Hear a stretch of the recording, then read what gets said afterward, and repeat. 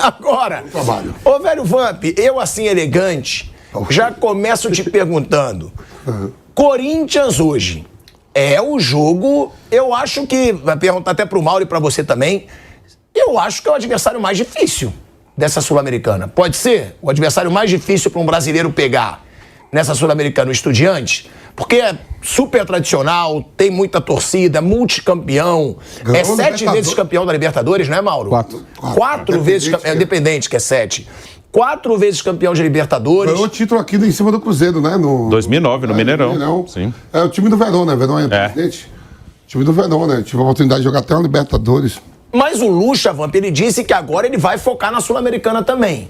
Ou seja, não vai ser mais só a garotada. Provavelmente eu vou te dar cavalaria logo, né? Vou te dar cavalaria, porque você gosta da cavalaria. A cavalaria vem completa. Ó, Cássio, Bruno Mendes, Gil ou Lucas Veríssimo, Murilo e Fábio Santos. Ou Matheus Bidu, deve ser o Fábio Santos. Gabriel Moscardo, Maicon e Renato Augusto. Rojas, Wesley e Yuri Alberto. Agora a Sul-Americana é foco também. Mas quem é o favorito nesse confronto e o que esperar desse primeiro jogo na Neoquímica? Você tem que tentar fazer o fator casa, tirar vantagem como o Corinthians fez contra o New Old Boys, né? Ele tirou a vantagem aqui, saiu perdendo, virou para 2-1 e levou o segundo jogo para a Argentina, conseguindo levar para o empate, né? O Cássio muito bem. O Estudiante, como o modo você fala, é um time melhor, tem mais tradição do que o New Old Boys. Ganhou o Libertadores aqui em cima do Cruzeiro, né? Passou fácil pelo Goiás, né? Ganhando os 2 jogos, goleando na Argentina e depois ganhando em Goiânia. Quer dizer, é o foco ali de uma vaga também para a próxima Libertadores, né? Os times argentinos aí visa muito mais até a Sul-Americana do que os próprios clubes brasileiros, né? E aí o Corinthians não saiu da frente, foi eliminado na Copa do Brasil. Tem, pelo Campeonato Nacional, a situação está difícil, está 3 pontos da zona de rebaixamento, com a vitória do Bahia, do Santos, né? A parada encaixotou lá embaixo, mesmo tendo um jogo a menos, e visando para título, né? Podendo assim sonhar com título pela Sul-Americana, que não era nem assim o cargo-chefe, né? Era mais a Copa do Brasil, mas foi eliminado. Então, tentar fazer um resultado bom dentro de casa lá, a enquete. Olha aí a enquete, você vai fazer brincadeirinha? Você virou chacrinha? Aí tá aí, ó. Como você prefere ver o pilhado apresentando o programa? Com camiseta normal, 27%. Vai aumentar com camisa de botão cair pra 12. Da Jovem Pan. 88 a 12. 73%. Eu vou votar na camisa de botão. Não. Tá aí, a enquete está chegando a 1000 votos. Vai chegar. O que tem a ver, meu figurino, com o chat da Jovem Pan? Não, mas você não fala aí que tem seu público. Vampeta versão chacrinha, não, fez essa enquete. Nós seguimos a regra da casa. E tá aí. Mauro César Pereira. Boa tarde, Mauro César Pereira. Com relação ao Estudiantes, o Vamp lembrou aqui.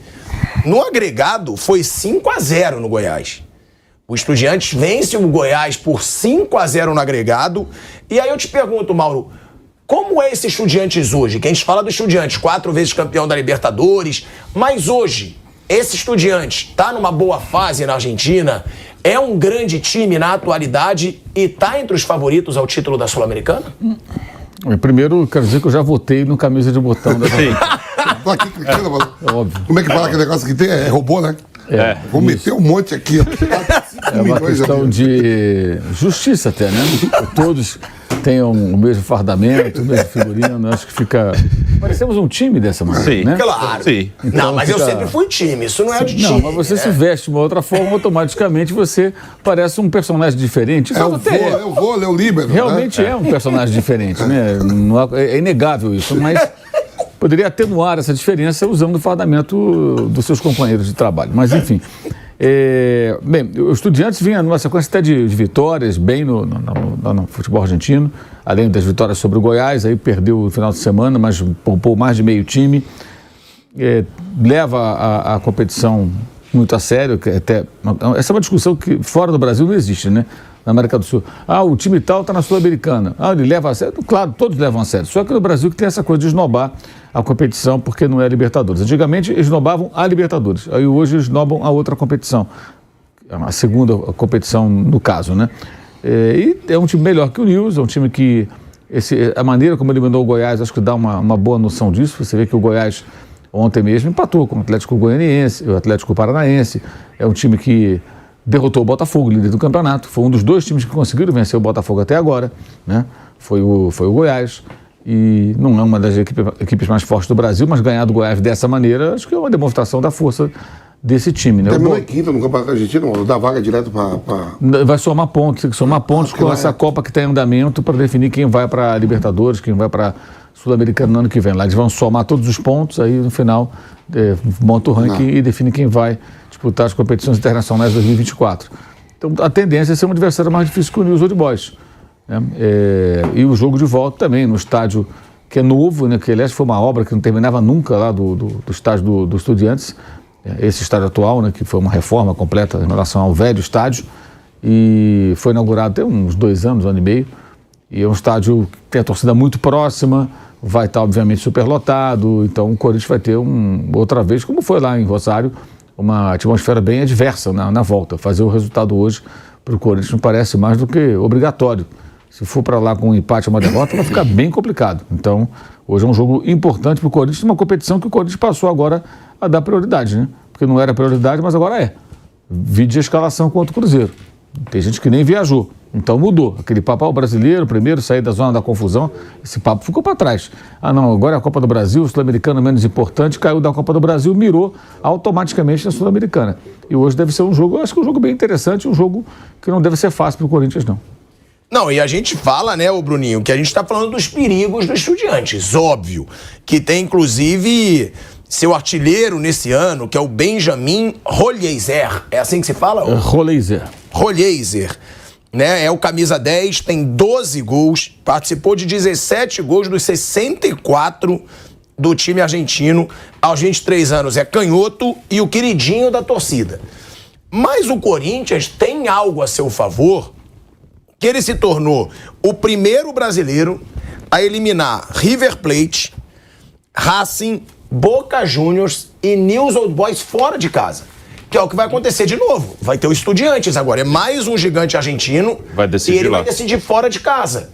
É um retrospecto que realmente, né, o seu pai mesmo adora falar. Ah, sim, Corinthians, vergonha sul-americana. Mas é um baita retrospecto o que esse Corinthians faz, de jogar o jogo, de eliminar gigantes como esse, vai, gigante, tem o Racing, o Boca e o River. O Nils Old Boys é um grande clube, mas sempre fora de casa. Isso é verdade, tá? O Corinthians realmente, eu acho que ele tem em competições sul-americanas um desempenho abaixo do que ele deveria, pelo tamanho que ele tem no Brasil, pelo time que tem muitos títulos aqui, a torcida que tem, mas tem esse dado, sim, favorável contra times argentinos. Agora o Corinthians, ele é um time que vinha de 11 jogos invicto. Nem todos os jogos foram bons, aliás, muitos não foram bons, mas estava conseguindo o resultado. Isso deixa o time mais confiante, deixa o time um pouco mais tranquilo, chegou a dar uma respirada em relação à zona de rebaixamento do Campeonato Brasileiro, mas agora ele vem de uma pancada contra o São Paulo, que ele tomou 2-0 e ficou barato até, poderia ser mais, ele foi totalmente dominado pelo São Paulo, e no fim de semana é um jogo que o Corinthians não perdeu pelo acaso ali, pelo detalhe. O Corinthians estava perdendo para o Cruzeiro, não estava ameaçando o Cruzeiro e conseguiu um gol aos 53 minutos. Não foi uma boa partida do Corinthians. Negociou mais um jogador, que foi o Adson, né, que foi embora, foi para o Nantes da França, e tenta agora praticamente formar um novo ataque, né, que recentemente saiu o Roger Guedes, agora está saindo o Adson, que jogava bastante. Então o Corinthians, como você colocou aí na escalação provável, com o Rojas, com o Wesley.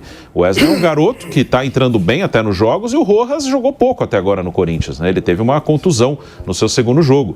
Então estamos em agosto, caminhando já para setembro, e o Corinthians está tendo que meio que refazer o time, principalmente no ataque. Então ele é uma grande interrogação. O Estudiantes é um time mais pronto, é um time que tem a sua maneira de jogar, passou muito bem pelo Goiás. Na fase de grupos ele também fez muito ponto, era um grupo tranquilo, mas ele ficou disputando com o Bragantino no primeiro lugar. Eles empataram em pontos. Os outros dois times do grupo eram muito fracos, era o Oriente Petroleiro e o Taquari. Empatou as duas com o Bragantino, empatou aquilo lá. Aí no saldo o Bragantino ficou em primeiro e o Estudiantes foi para aquela fase preliminar ali e passou tranquilamente também. Então não é um jogo fácil, acho até que o Estudiantes chega para o confronto mais inteiro e mais preparado do que o Corinthians. E aí, né, o Mauro, ele lembra, Vamp, que o Corinthians poupou realmente vários titulares contra o Cruzeiro. O Corinthians poupou Gil, Murilo, Fábio Santos, Maicon, Renato Augusto e Yuri Alberto. Todos devem voltar. Fagner não tá aí não nessa barca? Não joga. Não foi relacionado o Fagner, não. Deve estar mais sentindo. Todos devem voltar. Né? Agora, tem um outro lado também, que o próximo jogo do Brasileiro, entre esse jogo de ida e o de volta, é confronto direto. É contra o Goiás, que também tá brigando ali na zona do rebaixamento, para sair da zona do rebaixamento. Tudo achatado. Ou seja, provavelmente o Corinthians não vai poder poupar contra o Goiás. Aí é aquilo que você fala, né, Vamp? Dá pra jogar também terça. Terça e joga no... Dá pra jogar terça, eu acho que joga Sábado à noite. contra o Goiás. Sábado à noite às 21 horas. E depois, na próxima semana, também contra o Estudiantes. Não precisa poupar. Cara, joga terça e tá morto pra jogar sábado 21h30. E depois do Estudiantes ainda 21 pega o horas. Palmeiras. Ou seja, são 4 jogos que provavelmente ele não vai poder poupar ninguém. Ou Então, não? Ou você acha que vai? É porque na Sul-Americana tem... Quem passar de Corinthians pega o times brasileiros, né? Fortaleza ou América? O América. Quer dizer assim... E começa a olhar só para essa competição, você começa a olhar a tabela do brasileiro, começou a achatar para Inter, para Atlético Mineiro, Corinthians, porque os times que estão lá embaixo, o Bruno mesmo fala, contratou, Bahia contratou, o Santos contratou, e ganharam esses jogos. Vasco contratou e ganhou. E faltam ainda 19 rodadas, né? 18 rodadas. Ah, tem muita coisa? Tem, mas também fica ali. Aí você não sai. Você vê que o Corinthians tá invicto, vai 6 jogos no Campeonato Brasileiro, mas não sai dali, ó. Tudo achatado. Né? Eu acho que não morre, não dá pra jogar. Um ou outro pode ter uma lesão, um ou outro pode ter um desgaste maior, mas você tirar assim de pancada 6, 7, não tendo esse plantel todo, é inadmissível. Acho que dá pra jogar hoje à noite e no sábado à noite. Salve, fiel corintiana. Então tá aí, rapaziada. Coringa vai estar enfrentando o Estudiantes. O jogo do Corinthians é o jogo da vida, vamos dizer assim agora, né? A Sul-Americana. O único título que pode vir pro Corinthians este ano é a Sul-Americana. Então o Corinthians vai estar priorizando este campeonato. Faz muito bem. Lógico que tem que se preocupar com o Brasileirão, mas com esse empate, com as reservas, misto, vamos dizer assim.